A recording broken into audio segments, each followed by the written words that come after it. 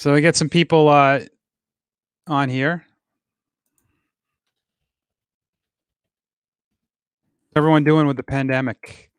We are we done? Are we done?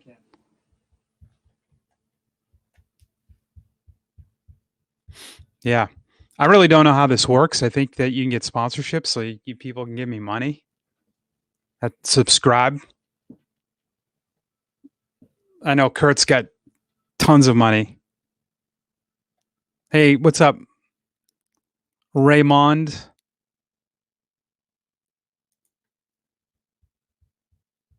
DJ, what's going on, man?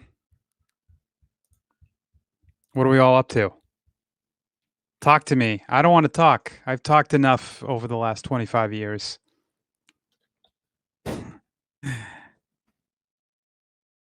So the first two people that have commented, Ray, how old are you? Like, Ray's young.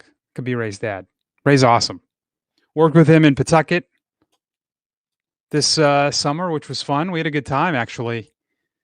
You know, people have asked me my experiences with that no season. I actually had a good summer. We Ray and I waited tables on Dining on the Diamond. Watched the Red Sox alternate squad broadcasted those games. That was fun. DJ and I we go way back. Way back. DJ worked for me in Portland. He's how do I categorize you, DJ? You're like a brother. I love you, you know that. He's a hockey nut. DJ started producing games for me in Portland. We had him do some on-air stuff, but always made fun of his hockey love, and he has pursued that, and he's been working in Wheeling Nailers of the ECHL, professional hockey. He's been there. DJ, if you tell me you've been there 10 years, I'm going to pass out.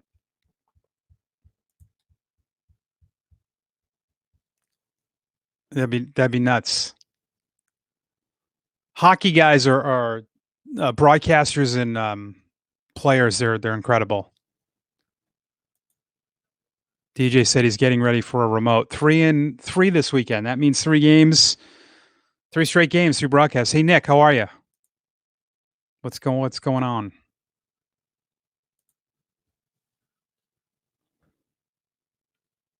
Yeah, I get some other comments here from the Haps live chat.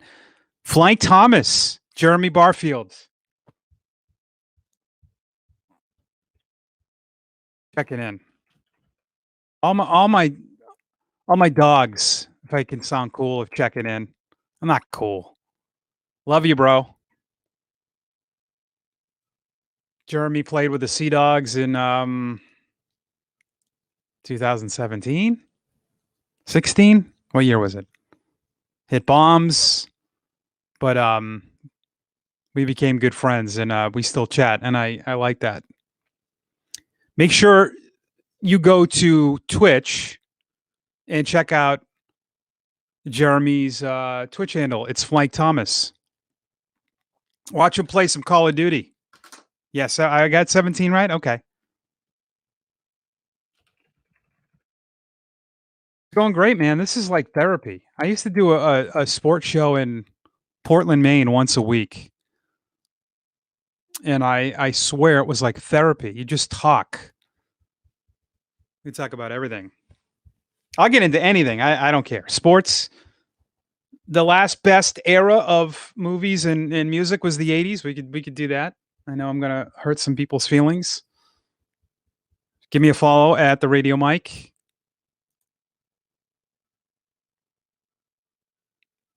Nick, you're good. I'm good. I'm good, buddy. I'm sitting here in Grafton, Mass. Big booming metropolis of Grafton. Grafton's a cool town. I'm very lucky where I live. Close to the new ballpark in Worcester. But this is a cool town. It's an old town. What's your perfect Lizzie? What is that? What does that mean, dude? I'm old and no fun. Lizzie Gobbler? Is that what you're talking about? Ooh, favorite hot dog? Favorite food?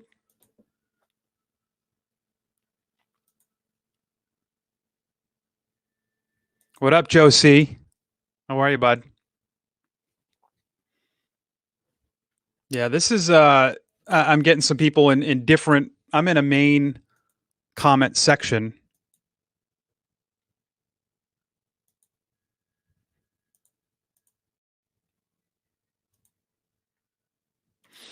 So I get different comments. Yep. So I get some people reaching out to me at Twitch. Perfect hot dog would be old school, dude. Fenway Frank, Golden's mustard, onions. I do like those red snappers though, but I'm old school.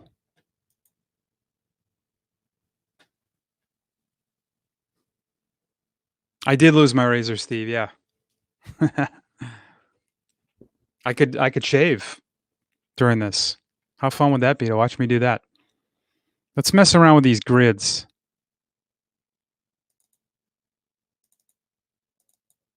There, look at this.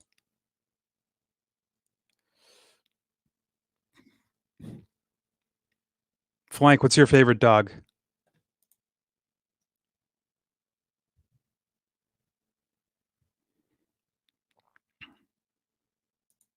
Favorite interview? That's easy. Well, it's not easy because I'll offend people, but I would say the Steve asks, "Who's your favorite interview?" The interview that made me go, "Holy crap! Holy freaking crap! I'm about to interview this guy," was Pedro Martinez. I remember being like, and this was probably 2000 and let's see if I can find it here. It's on my YouTube. And I've been lucky to interview him twice. 7 years ago, 2000. No, it was 2013, May 30th, 2013. I'm gonna reply and I'm gonna shameless plug here. Putting it in there, Steve, for you. But yeah, that was my holy shit moment. And then I got to interview him a couple years later. He came to Portland, Maine, part of our hot stove dinner that we do every winter, and I got to interview him again. And basically, I think I asked him 3 questions. But he is, for those people that are in sports that are on here, and we got a lot of people that are in sports. When you get to meet people that are great as a player, when you find out what kind of person they are, it means a lot more. And I mean that. I've met, I've geez, almost everybody I meet I like. People tease me about that. But when you meet someone like Pedro Martinez, who is larger than life, and he's such an amazing person, then you form a different bond with him. And he would come into Portland a lot, and I would talk to him, and then it's like you get to know Pedro as the person. But he's a sweet man, to use that phrase. Like if you ever get to meet him, he's just a nice person, and that means more to me than how good he was. You know, this Detroit style chili cheese coney. Yeah, love to try that. Hey, Flank, there's a place here in Worcester called Coney Island Dogs. I'll have to send you one. Isn't there a what's that website you can send food everywhere?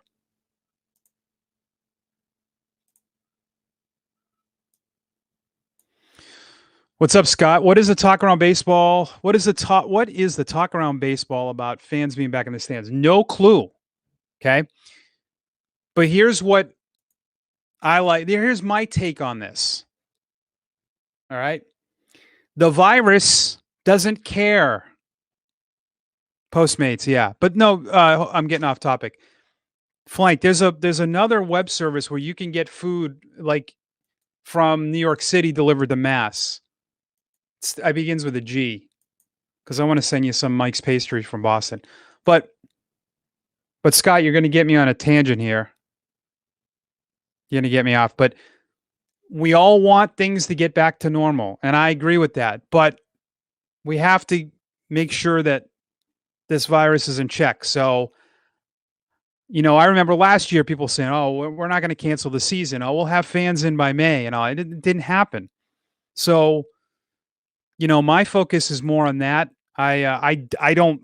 I mean, I can say with confidence that I don't think there'll be 100% fans maybe all year. I really do. I mean, I think it could be maybe in August. We'll see. I don't know. There's another strand going on right now. We'll have to wait. But I feel you. I feel you. You want to, you guys want to go to games. I mean, so do I. So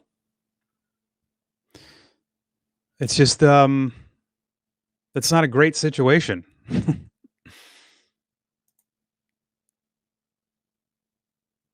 Steve, is Casey's that train, that diner that's stuck on the train tracks? It's so crazy when you move away from here. I grew up in Massachusetts for 23 years, and I moved for 23, and now I'm back. It's mind-boggling the things you forget, but I remembered that.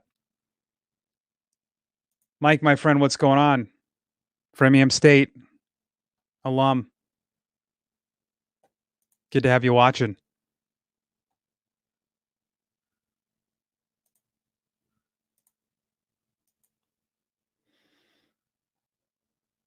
Okay, I'm going to put this. My favorite social media platform is, I bet nobody will guess what it is. I think this is actually a tough question.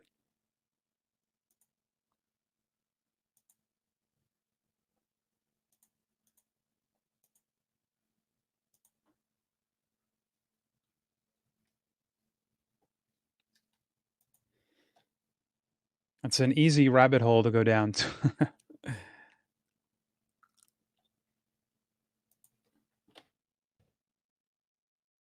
What's your favorite? Watch it on Twitch as well. My Twitch channel's Behind the Mic. Yep, Behind the Mic, MIKE, original. Original. My favorite social media platform is YouTube. And I've been watching Exposed. Do you guys know who that dude gambles like insane money? And it's making me want to sign up for an online casino so bad. I'm pretty good keeping the gambling in check. I'll go to a casino once in a while. I love to play blackjack. But I know if I start playing friggin' online casinos, I'm going to blow money. So talk me off that ledge, please. But it's so tempting. Damn, it's so tempting. But man, I love YouTube. YouTube is amazing. It really is. YouTube is like the Seinfeld of comedians or social media. You know why? Because you can't get porn on YouTube. There's not a lot of swearing, but there's a lot of good stuff on there. There's not a ton of R-rated or X-rated stuff on YouTube. There's just a lot of like random shit that we watch. It's crazy. A lot of random. DJ, do you think sports have gotten forced into doing things actually that makes sense that they'll figure out? Yeah, I think so. That's a good question. I was talking to somebody about this the other day. that that Zoom. I know we're a little zoomed out. I mean, I'll admit it. Zoom can be exhausting. But one thing I noticed this summer in Pawtucket when we were broadcasting those alternate squad games, alternate site games that we called SimCity, um, we did a lot of post game interviews on Zoom. And I think I can speak for players. I don't like to do that. And I have a former player on here, Jeremy Barfield, and I'm going to speak for the guys right now and say that I think that they would rather do the Zoom than have writers and broadcasters in the locker room. I mean, broadcasters for the teams have different privileges. It's just how it is because we travel with those guys and we become like family. But I felt that the guys were more open, that it was a better system. So like pregame DJ, we had or postgame of those alternate squad games was pregame for the Red Sox. So we would have guys on there talking on Zoom, and you could see who was on there. And we had almost every beat writer from the Red Sox, and they were getting content. So there was better access. And I've said to someone, I don't know why we never used that last year. You just put a computer in the clubhouse, locker room, have your clubhouse attendant walk them over, have them just talk to the screen. And I think you get good content because you can record that, you can upload that. You can use that in making videos. You know, guy has a good game, interview him after. You get the video of him talking about that. You mix that in with the highlights. I just think it's better. I think it's, the content you're going to get from the guys is better too. Dan Fontaine. Dan, I love you, bro. Follow him at Dan Fontaine. Dan is, well, he's now with the Woo Sox. He's the money man. Dan, if you had a walkout song in baseball, I would choose the Vince McMahon, Here Comes the Money. Best cameraman. He worked the camera during the SimCity games at Pawtucket. He does the money. He does everything with Pawtucket, now Worcester, and he wants to know what was my favorite memory from SimCity. When it was over, Dan. No, I'm kidding. That's a good question. Boy.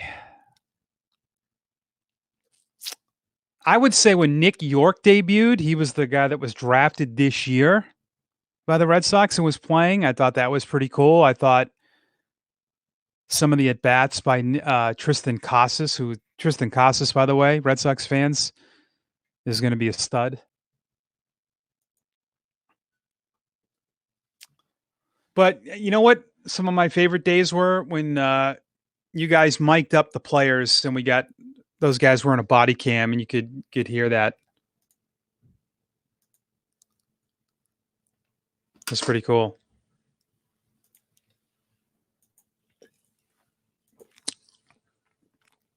Why is everyone so down on the Red Sox, by the way? Come on. Can we give it a little time here?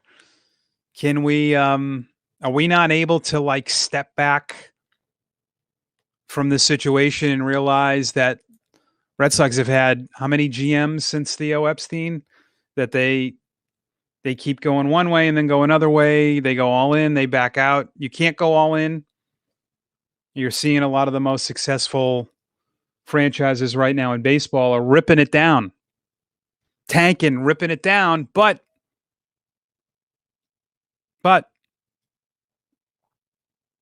the Astros did that. The Padres ripped it completely down, and now they're building it back up. So I love Chaim Bloom.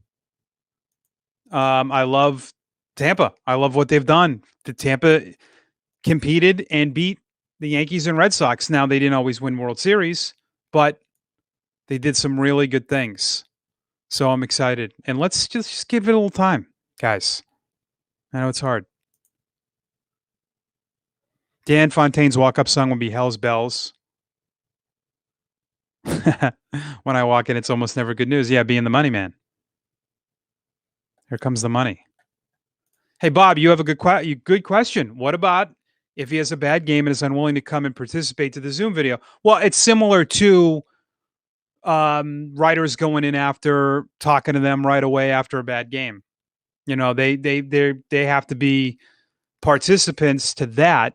So, especially at the big league level, where after a bad game, they've got 13, 14 people in there. I'll be honest with you. The first time I went, and this is no knock on the writers, the first time I went to a big league clubhouse before the game, it was in Cleveland. I was in Erie.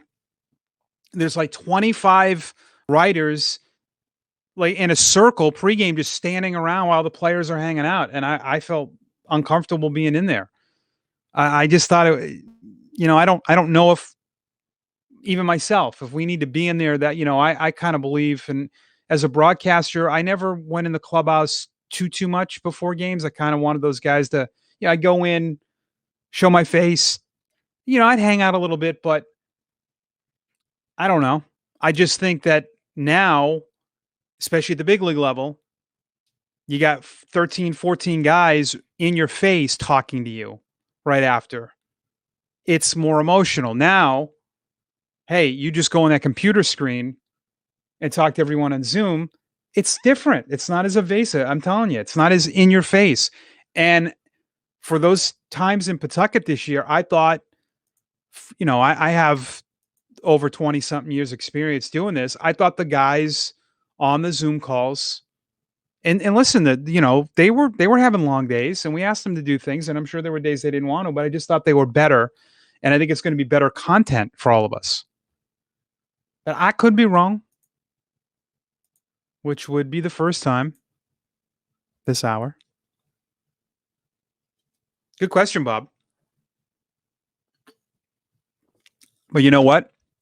If you're a media relations director, all you have to say is, hey, we need you to just sit here in front of the laptop. At the big league level, you got a lot of people in there after. Yeah, you're right. I know what you mean, Bob, but I mean, yeah, it is what it is. And I look at it like this. If you're going to get content, Zoom or no content, I take the Zoom content. And I can say from watching the NFL interviews this year, I thought the guys were better on Zoom. It's just different when there are people talking to you. They're not always comfortable with it. And I know that they're professional athletes, but that doesn't mean that they're comfortable talking. That's not their, I've had people tell me, oh, well, they're pro athletes. They need to learn to do that. Well, okay. They're not perfect. Not all of them are comfortable talking. And I've had guys in Portland before say, listen, I'm not comfortable doing what, a one-on-one. Can we do like a pool where I talk to 4 or 5 guys, and that's more my thing. So I respect that.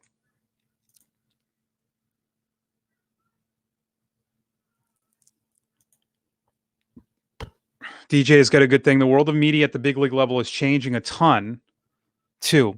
Used to have people there to tell fans what happened. Now there's a lot of experts who scrutinize literally everything, and that's why people will read, listen, watch, because the teams post the basic stuff. Yeah, you're right. Oversaturation. Bob, you're crazy. Okay, this is my biggest pet peeve. Bob's going to get me all fired up. I hate saying it, but baseball's a dying sport in general. It is not a dying sport. Where are you getting that from? You get it from what? Tell me where you get that from. Did you read the New York Post article a few years ago? Baseball is doing record numbers in local TV. Even the Rays. And I can find this article, Bob. People are watching baseball. Look at the attendance when I grew up. I'm 47. I used to go to Fenway Park after dinner with my dad. We used to walk in. And you can say, well, the teams weren't winning then. You're right. But nobody went. Nobody cared. Attendance in Major League Baseball when I was younger was not good. The ballpark sucked. You ever look at Three River Stadium? I've seen the age group, Bob, but look at the revenue. I'm giving you facts here. You're looking at what you're doing, Bob, and I've seen this. This is like I've seen this message on Twitter from 1,000 people. It's the same regurgitated thing. It's a dying sport, but you don't give me any facts. Okay, the age group. Would you want it to be dominated by 18 to 24-year-olds? What kind of income do 18 to 24-year-olds have? Major League Baseball is doing $1 billion in revenue. And I don't want to hear that, well, it's it's a different economy now. They are killing it in money. MLB.com is a huge, and this is a little, behind the scenes stuff. The digital part of it is massive. MLB BAM is a huge company that is doing the NHL stuff now.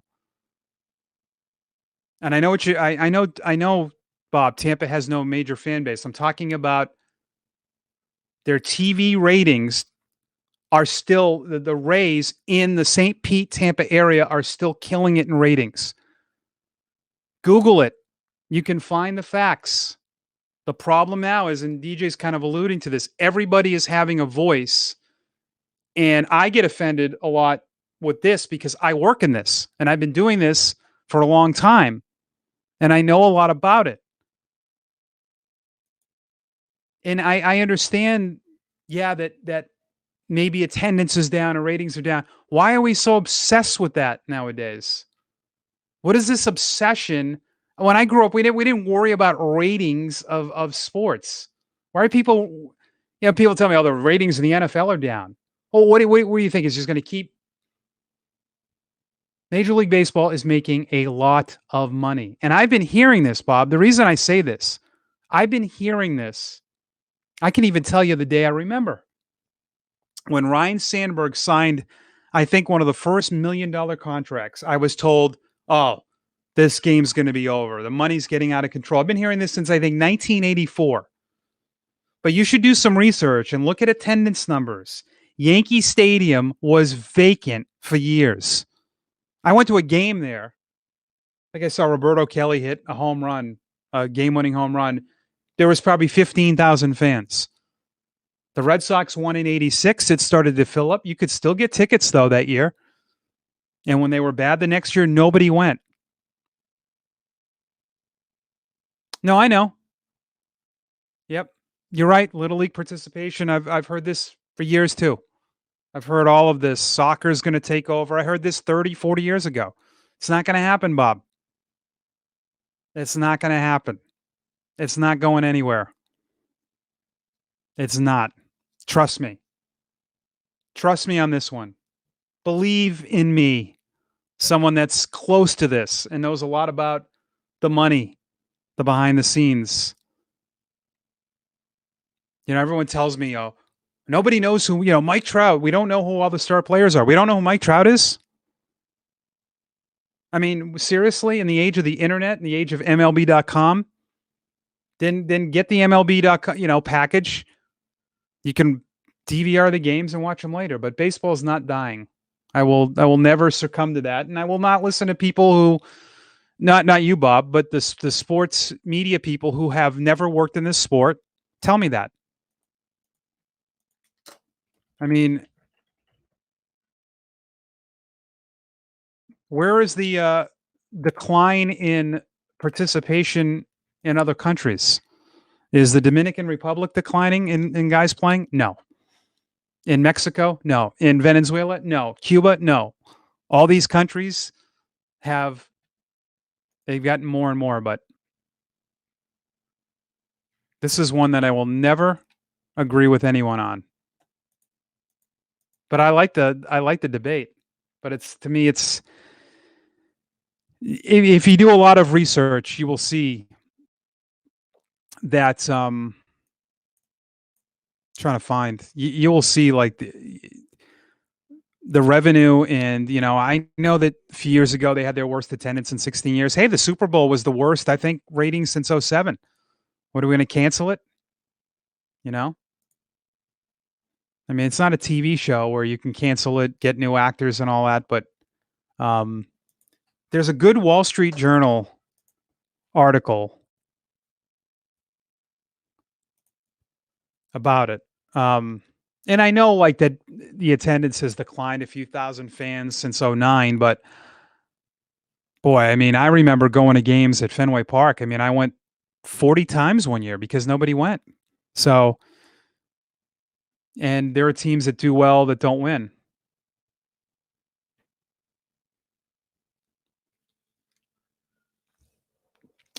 You know what I could see though in 30 or 40 years? You would have to think at some point that they will every stadium will have a dome, right? I think you know how there's moments and times where you look back right now, like maybe we look back and say, how in the world did they survive not having that? I think in like 30 or 40 years, when all these teams are domed up, we're going to say, do you believe they had like rainouts and snowouts? What were they thinking? Why didn't they just think of doing this? Because to me, one thing that Major League Baseball is really bad at is scheduling. All right. This is where I have some issues with the players, but I get it. Players want more days off. So they got to start the season earlier. All right. Which is stupid in the East Coast because the Red Sox open April 1st at home. So what's going to happen now, by starting earlier, you're going to have more postponements. They're going to have to play on more of those off days that they got. So now listen, domes are ridiculously expensive. I mean, they can be 400 to 500 million. I think in Atlanta, the Falcon Stadium, they said their retractable roof was $600-700 million. I believe it could be less, could be more, but at some point it will make sense to do because I honestly do not want to go to game. When I was younger, I didn't care, but now I'm at a point. Monday, April 5th at Fenway Park is going to be 42, 43 degrees. If it's indoors, I'm going. I'm not sitting there. But here's the problem with what Major League Baseball does. And my friend DJ will know that I always think that schedule makers just throw darts. The Red Sox open the season at home against Baltimore and Tampa Bay. Makes no sense that they play Tampa Bay April 5th through 7th in Boston and not in Florida. Just ridiculous. Then they play at the Twins in the middle of April. They're home to the White Sox, the Jays. They're not playing in Toronto, but in other years they would be inside. Seattle. Then they have the Mets at the end and at the Rangers. So you have a lot of games that you could lose in that first month. Just scheduling nightmares. Bob, I just started doing this. This is number one. I will do this whenever you want. Good stuff, my man. Thank you for listening. Yeah. I'll do it every week. We could make this a Thursday. We could do a Thirsty Thursday.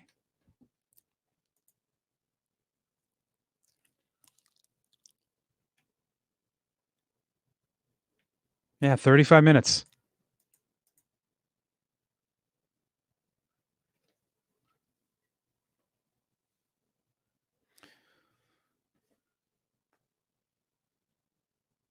DJ, speaking of domes and retractable roofs, a perfect place for one with the Heat. When does MLB join the NHL? And yeah. DJ, the stadium that the AAA team has in Vegas is great, but I don't think you could. I've been there. I went to Vegas a few years ago. I drove there. It's in Sutherland, half hour north. It's in almost like a hotel parking lot. It's where the you've probably been there. Vegas's practice rink is right next to it. The stadium is incredible, but it can't be big league. I've always wondered. I don't understand why we don't have all four sports in Vegas. I don't, especially now with the gambling, because you can gamble anywhere now, pretty much. I mean, sports casinos, sports gambling is now legal in a lot of places online, and it's going to change. But just think about this. for people that don't realize this, and DJ knows this, Vegas's hockey presentation is insane. Though whatever they did there, whatever they figured out how to market that team, they do this march down the strip, I think on the night of the games. Everybody is wearing Golden Knights hats there. And I was told, I saw a friend out there a couple of years ago. I go, well, yeah, now that they're winning. And he goes, no. This started from day one. And they're in a perfect spot in that T-Mobile Arena, which is near the strip.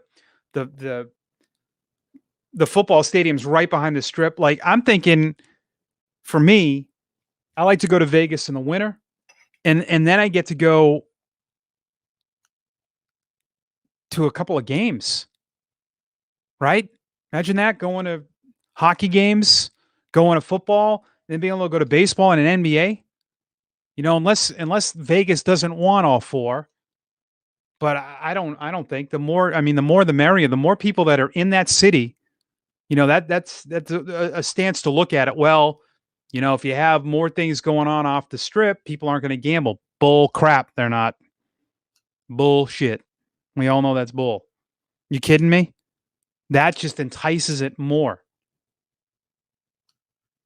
Oh, I'm going to go out to see the Patriots play at the Raiders. I'm going to stay on the strip. You don't think I'm gambling after that game? Believe it.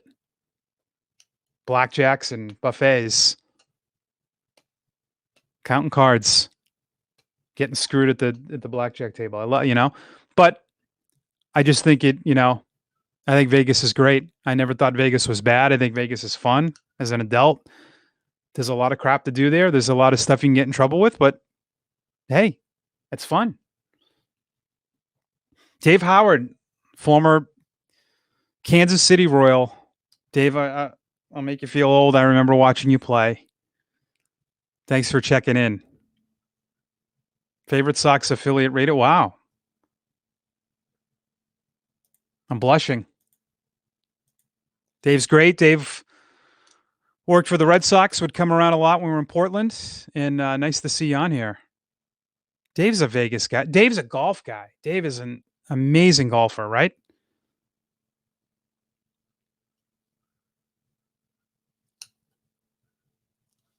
I was just playing PGA 2K21 before I hopped on here. Great freaking game.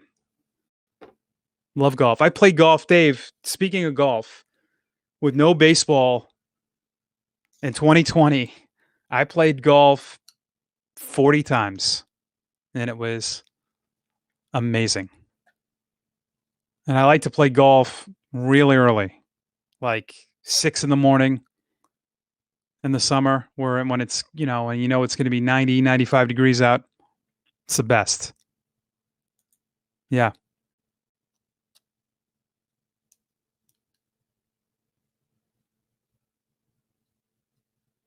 Yep. Golf is the best.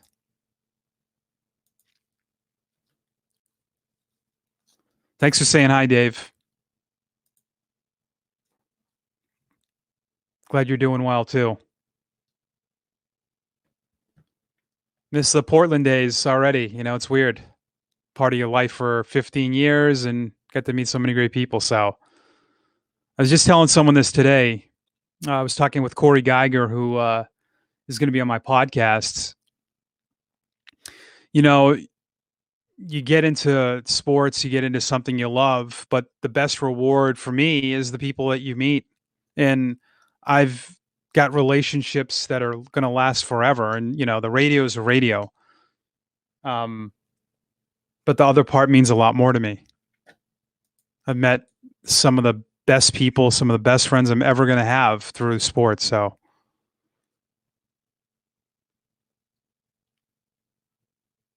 yeah. Hey, Tom, how are you? Tom's probably my first boss in radio. Yeah. Tom McAuliffe runs a freaking amazing operation. It was WMRC radio where I got my start. Now my FM 1013. It's got to be easily. Tom, don't let I'm going to inflate this ego. It is the best small market. I don't even want to call it small market. It's probably one of the best run radio stations in the country, and I'm not just saying that. It's I've had similar situations in my career that line up. The McAuliffe family and the Burke family are two of the best families I've ever worked for. Family-owned business, people. Hope it sticks around. The McAuliffes owned a radio station I worked at. Whole family worked there.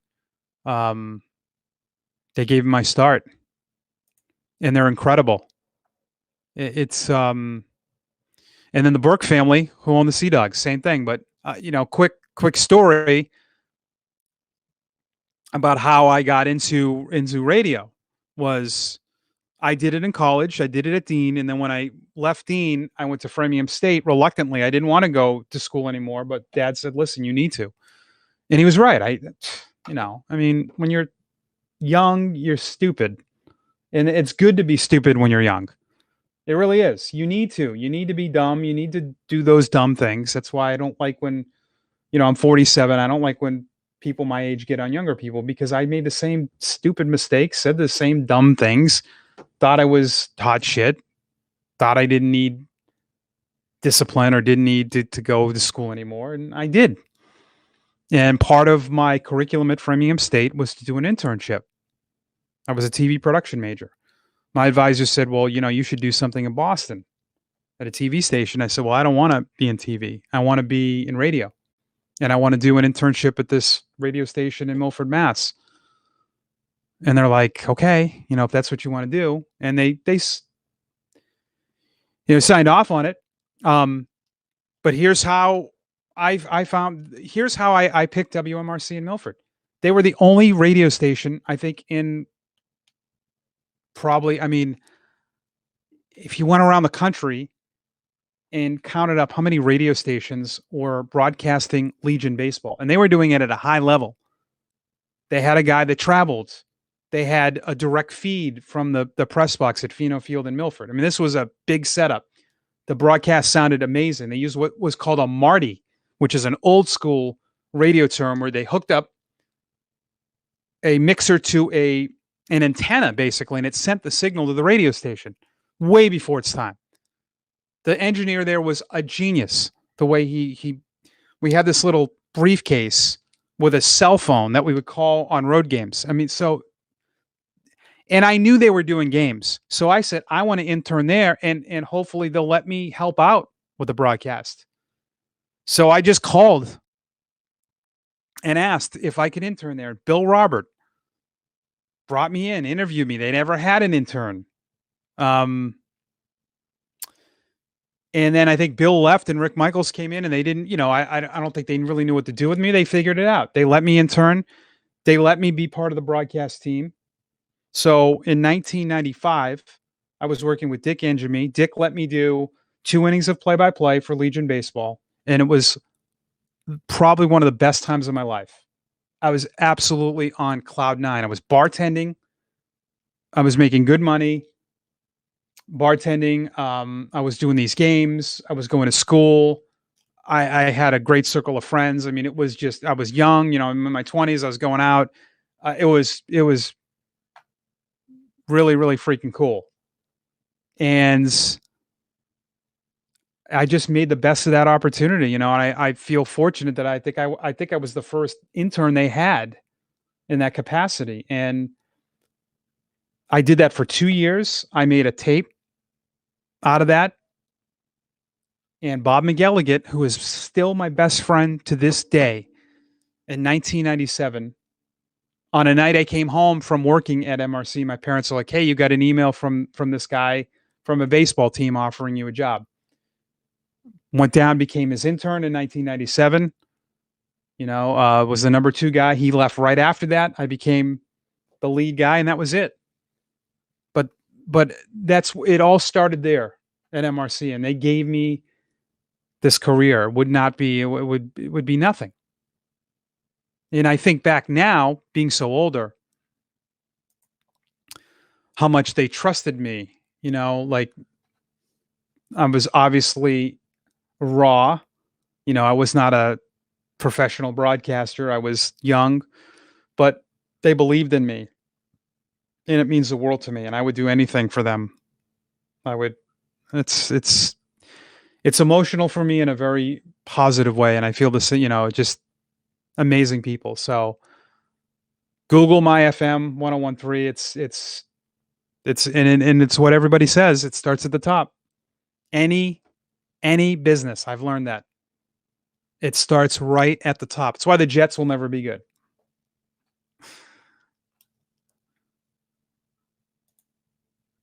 Thanks, Tom.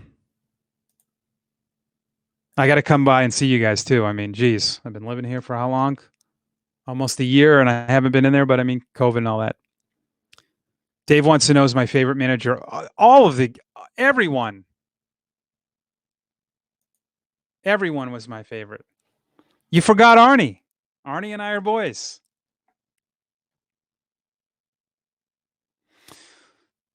Dave Howard's asking me who's my favorite manager. Oh wow, Rick's retiring next Friday.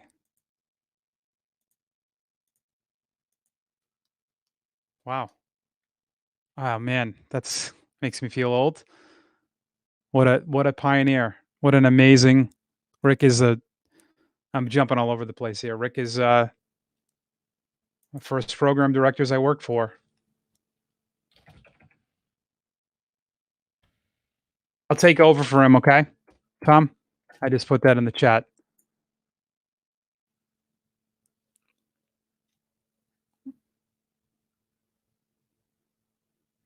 Pookie, I'm living in Grafton, Mass, which is near Worcester. Right, kind of in the middle of Boston and Worcester, yeah. Dave Howard wants to know my favorite managers in Portland. I mean, they're all my favorites. I can't. Come on, I can't answer that. No, they are. Had what a great core of guys. So, first manager there was Todd Klaus. Todd's the best. Then it was Arnie. Arnie and I have a special relationship. I'd consider Arnie somebody that I love today. I really do. He means a lot to me. He's done a lot for me. Was with him for 4 years. That helps too. Who was after Arnie? Carlos Fables. Carlos is the man. Billy McMillan's the best. Love Billy. I hope Billy's watching. Billy and I are tight. Joe Oliver is the man. Love Joe. All different personalities, but so lucky.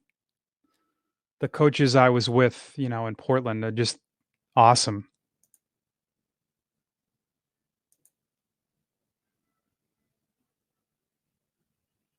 Bowlesy, yeah. What am I? Oh my God. I was in Bowlesy's wedding. He's going to kill me for forgetting. I love Bowl. God. Yeah, Tom, email me. I'm going to give you my email.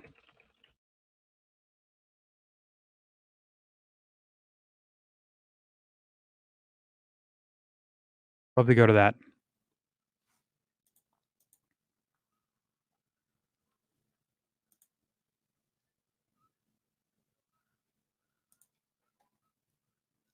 This is pretty fun. This has been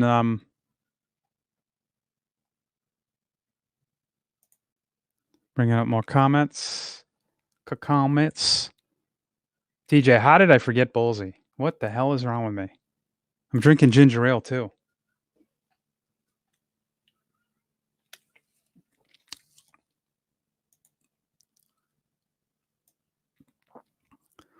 So for all my baseball peeps and my radio peeps on here, there's no doubt the older we get, we have more stories, right? Is it just because we're around so Pookie Wilson is on here. Pookie and I were in Utica in 2001. Oh man. What a freaking place that was, huh, Pookie? But guess what?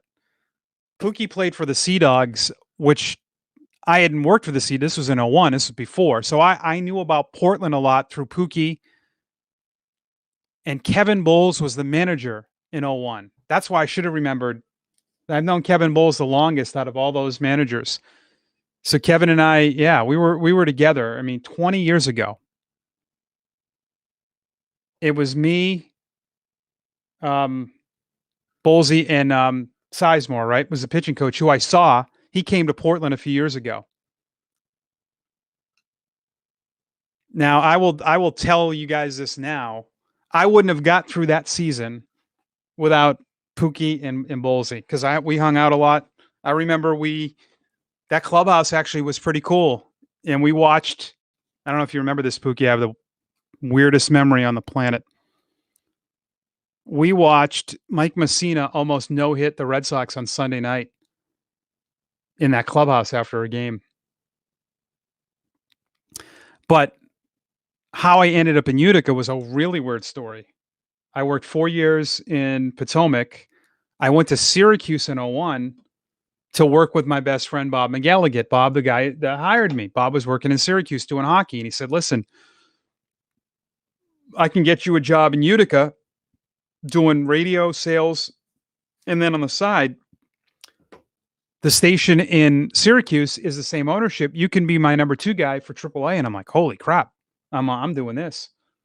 I'm doing this. So I do that. I'm the number 2 guy. I'm doing, AAA baseball in 2001. Doing it in April, doing it in May. And I think like maybe the beginning of June in Utica, my boss says to me, hey, listen, we think it's great what you're doing, the Syracuse games, but we just got the rights to this short season team and we want you to be the lead guy and they're going to pay you. And I was conflicted because, as people know, in radio, you don't make a lot of money. The team was going to pay me whatever it was per game. I don't even know. It might have been $50, $75 a game, but it came out to like $4,000 or $5,000 extra dollars. So I'm like, career-wise, I go from doing some AAA games. I went on some AAA road trips to all of a sudden you're going to be in the Penn League. And I'm like, oh my God, what the hell am I going to do? So of course I did it because that's what you do. And I made the most of it. It actually was not bad. Utica was not fun. I didn't love it, but I made the best of it. But the freaking road trips in the Penn League in 01, first city we go to, and I'm so sad that Staten Island is, I can't believe what has happened to Staten Island. That was the first trip we went to, was Staten Island and Lowell. And I'm like, holy crap. Like Staten Island was like the nicest ballpark I'd ever been in. It was nicer than Syracuse. So we went to like these really cool cities. We had a pretty good time in that league. It was fun. You know what's crazy about this?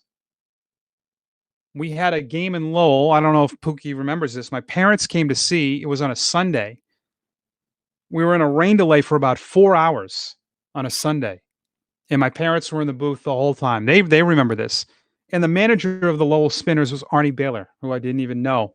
And little did I know that I would meet Arnie 6 years after that. It's just crazy. And it was, what's really weird about the Utica thing, it reminds me of 9/11 because our season got over, I think, 9/7/01, 9/8. I remember being home for I went home for a couple days. I remember talking to Bob, my friend, the night or 2 nights before that, and saying, I'm bored already. And I remember getting up to go golf on that 9/11 and never left. Ended up watching the TV. So it's the weird, kind of weird, because it was, Utica was not close to New York City, but it was still weird to be in New York State. But it's good memories, man. Yeah. You know what, I also did that same year in Utica I broadcasted the Hall of Fame game between the Brewers and the Marlins, and I have the scorecard somewhere. I got to do that one, which was really cool. Yep. Holy Christ, we've been on here almost an hour.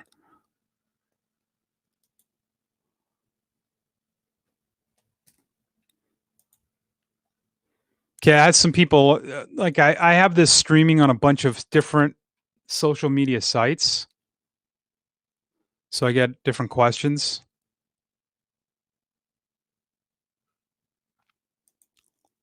Somebody's asking me about what are some of your favorite apps. I'm going to tell you for TV, if you like free TV, which I think we all do, right? I mean, there's no doubt we like free TV. The Pluto TV app is the best app out there. Bold call. You can, I mean, again, I love Hulu, I love Netflix, but you pay for those. So I look at it like this. I'm a big value guy. The value you get from Pluto TV is incredible. It's free. And download it.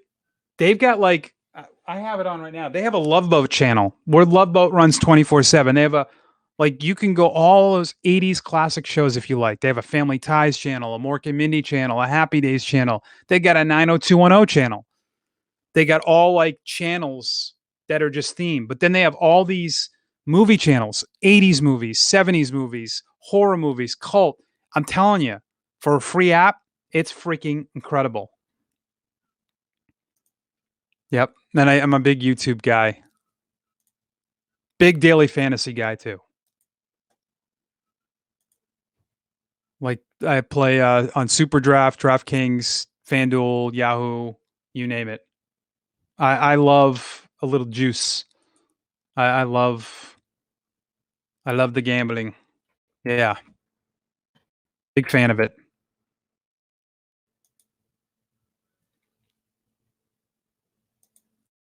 Yep, checking out my lineups right now.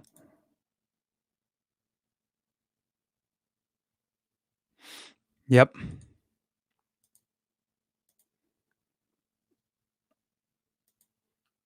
All right, everybody. I'm going to sign off. That was a good hour. Thanks for the support. And we'll do this again. Maybe we'll make this a Thursday thing. Thank you. Peace and love.